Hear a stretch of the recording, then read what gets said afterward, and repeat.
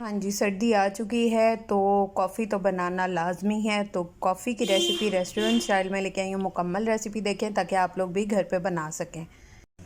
बिस्मिल्लाहिर्रहमानिर्रहीम। अस्सलामुअलैकुम। हुज़ैफ़ा's किचन में सबका वेलकम है। मैं हूँ ज़ोहरा उमर।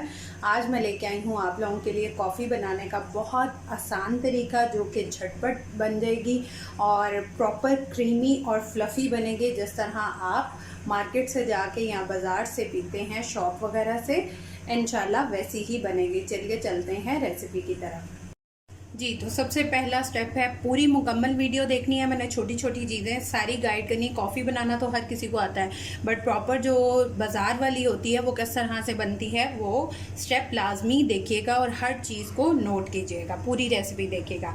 अच्छा, सबसे पहले हमने जो भी कप लेना है जिसमें हमने बीट करना है, उसके अंदर हम स्पून को इस तरह घुमा सकते हैं तो वो कप